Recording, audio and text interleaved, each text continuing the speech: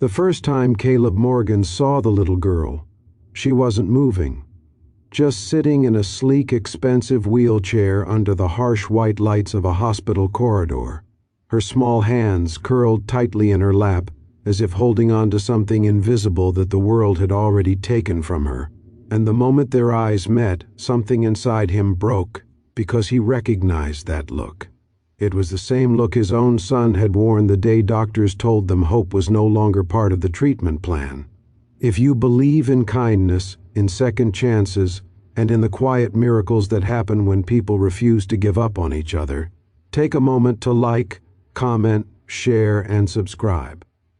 Stories like this remind us that sometimes the impossible is just waiting for someone who cares enough to try. Caleb wasn't supposed to be there that day. He was a single father, barely holding his life together in a small town in Ohio, working double shifts as a maintenance technician just to keep the lights on for his 8-year-old son, Oliver. The hospital visit was routine, just another follow-up for Oliver's recovery after a long illness that had nearly taken everything from them. Caleb had learned to live with exhaustion, with fear, with the constant weight of being both mother and father. But nothing had prepared him for the moment he saw that girl. Her name, he would later learn, was Ava Thompson, the daughter of billionaire investor Richard Thompson, a man whose name was etched on buildings, whose face appeared in magazines, whose wealth could have bought entire cities. Yet none of that power had been enough to fix what was wrong with his daughter. Ava had lost the ability to walk after a rare neurological condition slowly shut down her body. The best doctors had tried, the most expensive treatments had failed. And now, she lived in a world where hope came in carefully measured doses, rationed by specialists who spoke in percentages instead of promises. Caleb didn't approach her because he thought he could help. He approached her because he couldn't walk away. There was something about the way she sat there, so quiet, so resigned, that reminded him too much of the nights Oliver had cried himself to sleep, asking questions Caleb didn't have answers to. So he sat down across from her, not saying anything at first, just offering a small, understanding smile. And when she finally looked at him again, there was a flicker of curiosity in her eyes, like a candle refusing to go out. Days passed, but Caleb couldn't forget her. Even as he returned to his routine, fixing broken pipes, patching walls, making dinner for Oliver, her face stayed with him. It wasn't pity that haunted him. It was the feeling that something had been left unfinished, like a story that hadn't reached its ending yet. And so, against every logical reason, Caleb made a decision that would change all of their lives. He went back. At first, the hospital staff were hesitant. A stranger wanting to spend time with a billionaire's daughter raised questions. Security watched him closely. Nurses exchanged glances. But Caleb's quiet sincerity, his simple explanation that he just wanted to sit with her, maybe make her smile, slowly broke through their suspicion. Eventually, even Richard Thompson, a man hardened by boardrooms and billion-dollar deals, agreed to meet him. Richard expected a pitch, a request for money, a hidden agenda. But what he found instead was a tired man with calloused hands and honest eyes, who spoke about loss, about fear, about refusing to accept that nothing more can be done, was the final answer. Caleb didn't promise miracles. He didn't claim expertise. He just asked for a chance. And for reasons Richard couldn't fully explain, maybe desperation, maybe the faint echo of hope, he said yes. What followed was something no one could have predicted. Caleb didn't bring expensive equipment or revolutionary treatments. He brought patience, he brought persistence, and most importantly, he brought belief. He started small, encouraging Ava to engage in simple movements, turning what felt like impossible tasks into tiny victories. He turned exercises into games, laughter into therapy, and every small progress into a celebration. Oliver often came along, his presence bringing warmth and normalcy that Ava had long been missing. At first there was nothing. Weeks passed with barely noticeable changes. Doctors remained skeptical.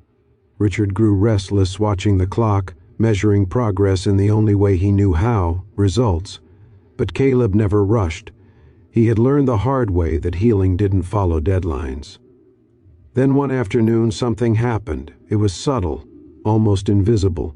Ava's fingers twitched, just slightly, just enough to make Caleb freeze mid-sentence. For a moment no one spoke. The room seemed to hold its breath.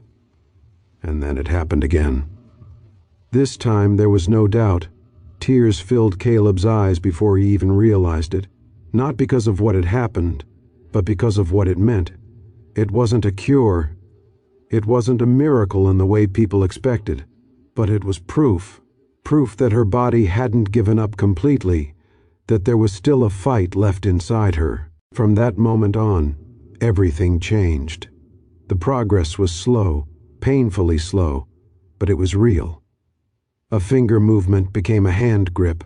A hand grip became the ability to lift her arm slightly. Each step forward felt like climbing a mountain, but Caleb never let Ava see how steep the climb really was.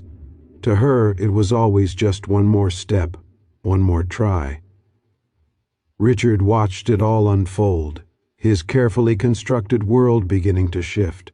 For the first time he realized that all his wealth had given him control, but not connection. It had bought him the best doctors, but not someone who would sit for hours just to celebrate a single movement. Caleb had given his daughter something no amount of money could purchase, belief without limits. Months later, the moment came that no one dared to expect. It was a quiet afternoon. No cameras. No announcements. Just Caleb, Oliver, Ava, and Richard in the room. Caleb knelt in front of Ava, his voice steady but his heart racing, as he encouraged her to try something they had practiced countless times.